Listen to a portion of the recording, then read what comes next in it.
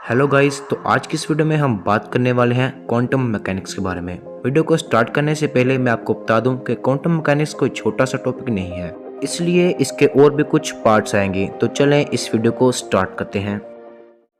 Quantum mechanics is a branch of mechanics. Mechanics के दो तरह की टाइप्स हैं। क्लासिकल मैकेनिक्स, जो कि न्यूटन के लॉज ऑफ मोशन पर इन्हिसार करता है। क्लासिकल मैकेनिक्स में हम macroscopic objects like celestial bodies या फिर किसी भी ऑब्जेक्ट की मोशन जिसको हम नेक्ड आई से देख सकते हैं, इसकी स्टडी करते हैं। सेकंड इज क्वांटम मैकेनिक्स, जिसमें हम वेरी स्मॉल ऑब्जेक्ट्स के बारे में स्टडी करते हैं, एटम्स या फिर सब atomic particles like electron, proton के बारे में। अब हमें सेकंड टाइप जो कि क्वांटम मैकेनिक्स है, इसकी आखिर ज़रूरत ही क्यों पड़ी? देखिए, जितने भी तरह के ऑब्जेक्ट्स हैं ऑन अ लार्ज स्केल, इनकी मोशन को हम स्टडी या फिर कैलकुलेट कर सकते हैं with the help of classical mechanics. अब मैं आपको एक मिसाल देता हूँ। अगर मुझे किसी मैक्रोस्कोपिक ऑब्जेक्ट का मास और वेलोसिटी मालूम हो तो मैं इसका मोमेंटम निकाल सकता हूँ, लेकिन अगर मुझे लाइट का मोमेंटम निकालना हो तो मैं मोमेंटम का फार्मूला यूज़ नहीं कर सकता, क्योंकि हमारे पास वेलोसिटी तो है पर मास नहीं। लाइट के पास मास नहीं होता बट मोमेंटम होता है। क्लासिकल मैकेनिक्स यहाँ पर फेल हो जाता है क्योंकि ये इसको एक्सप्लेन नहीं कर सकता। क्लासिकल मैकेनिक्स के अंदर हम किसी भी ऑब्जेक्ट की मोशन को प्रिडिक्ट कर सकते हैं। अगर इसकी स्पीड इतनी है तो कुछ मिनट्स बाद ये ऑब्जेक्ट कहाँ पर होगा हम इसको प्रिडिक्ट कर सकते हैं। लेकिन एटम्स के अंदर सब एटॉमिक पार्टिकल, इलेक्ट्रॉन की पोजीशन और मोमेंटम को हम एक साथ नहीं बता सकते, और ना ही हम अकेली पोजीशन को सर्टेनिटी के साथ फाइंड कर सकते हैं, और ना ही हम मोमेंटम को। इनमें अनसर्टेनिटी रहेगी। ये हमें हाइजेनबर्ग ने बताया था। तो सीधे लफ्ज़ों में कहूँ तो ये हमारे लिए इम्पॉसिबल है कि इलेक्ट्रॉन की मोशन को हम प्रेडिक्ट कर सकें। क्वांटम मैकेनिक्स के मुताबिक इलेक्ट्रॉन्स ड्यूअल नेचर को शो करते हैं, यानी कि ये पार्टिकल की नेचर को भी शो करते हैं और साथ में वेव की नेचर को भी शो करते हैं।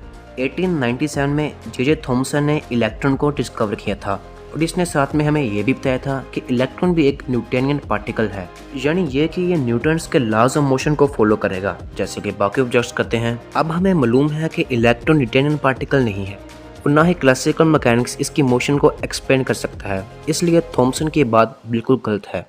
इसके बाद भी बहुत सारे थ्योरीज आई, जैसे कि Rutherford atomic model, Bohr's atomic model, जो कि बाद में फेल हो गई। क्वांटम मैकेनिक्स की शुरुआत 1860 में ब्लैक बॉडी रेडिएशन से हुई थी। इसको 1900 में मैक्स प्लैंक ने क्लियरली एक्सप्लेन कर दिया था। ब्लैक बॉडीज वो बॉडीज होती हैं जिन पर आप कोई रेडिएशन गिराएं तो वो इसको ऑब्जर्व कर लेता है। जब लाइट किसी बॉडी पर पड़ता है तो तीन चीज़ें हो सकती हैं, या तो वो इसको ऑब्जर्व करेगा, या इसमें से गुजर जाएगा, या फिर रिफ्लेक्ट करेगा।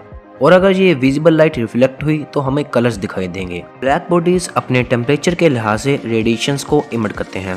स्टार्स भी एक तरह के ब्लैक बॉडीज हैं, क्योंकि स्टार्स का कलर डिफरेंट होता है, क्योंकि सबका अपना अपना अलग टेम्परेचर जो है, जिससे इनको डिफरेंट कलर्स मिलते हैं। जब भी हम किसी ऑब्जेक्ट को हीट देंगे तो वो डिफरेंट रेडिएशंस को इमिट करेगा। तमाम वेवलेंथ्स ऑफ लाइट की थोड़ी बहुत क्वांटिटी को इमिट करेगा। जब आप आयरन को हीट करते हैं तो कुछ मिनट्स बाद वो रेड कलर का दिखाई देता है। अब रेड कलर इसलिए दिखाई देगा क्योंकि इस टेम्परेचर पर रेड वेवलेंथ को आयरन ज़्यादा इमिट कर रहा है। मैं एक और बात साथ बता दूं कि ब्लैक बॉडीज़ रेडिएशंस को सिर्फ ऑब्जर्व करता है, ना कि रिफ्लेक्ट या फिर ट्रांसमिट, और साथ में ये रेडिएशंस को सिर्फ इमिट करता है, ना कि रिफ्लेक्ट। ब्लैक बॉडीज़ भी दूसरे ऑब्जेक्ट्स की तरह बिहेव करता है। जब हम इसको हीट करते हैं तो ये तमाम वेवलेंथ्स ऑफ लाइट को इमिट करता है। पहले ये माना जाता था कि लाइट वेव है, तो जब हम लाइट को वेव मानकर एक्सपेरिमेंट के बगैर इंटेंसिटी और लैम्डा का ग्राफ ड्राइव करते हैं तो हमें मालूम हुआ कि आई और लैम्डा का ग्राफ कुछ ऐसा आता है। थ्योरेटिकल डेरिवेशन में कम वेवलेंथ बहुत ज़्यादा अमाउंट में इमिट होगा और बड़ी वेवलेंथ का कम क्वांटिटी में इमिट होगा। जब एक्चुअल में एक्सपेरिमेंट किया गया तो ग्राफ कुछ और ही ड्राइव हुआ। इसमें कुछ हद तक ग्राफ सेम था, मगर छोटी वेवलेंथ की मिशन का ग्राफ डिफरेंट था। इसका मतलब ये है कि जो हमारा बिलीफ था कि लाइट वेव है, इसमें ही कोई गड़बड़ है, इसलिए हमें लाइट की अंडरस्टैंडिंग को चेंज करना चाहिए। ये चेंज मैक्स प्लैंक ने लाया। मैक्स प्लैंक ने कहा कि लाइट पैकेट्स ऑफ एनर्जी है, जिनको क्वांटा कहते हैं, जैसे कि फोटॉन्स पैकेट्स ऑफ एनर्जी है।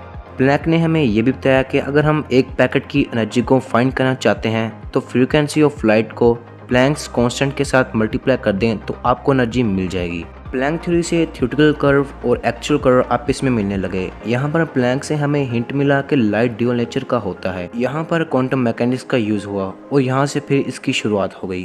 क्वांटम मैकेनिक्स में पार्टिकल्स की नेचर के बारे में और जान लेते हैं। 1801 में यंग्स नामी साइंटिस्ट ने डबल स्लिट एक्सपेरिमेंट परफॉर्म किया था। इसके ज़रिए लाइट की वेव नेचर को एक्सप्लेन किया गया। यंग्स ने एक मोनोक्रोमैटिक लाइट यूज़ की। मोनोक्रोमैटिक लाइट से मुराद एक ही फ्रीक्वेंसी की लाइट है। यंग्स ने लाइट को एक स्लिट के होल से गुजारा, जो कि आगे डिफ्रैक्ट होकर दूसरे स्लिट के 2 होल से पास होकर लाइट दोबारा से डिफ्रैक्ट होती है।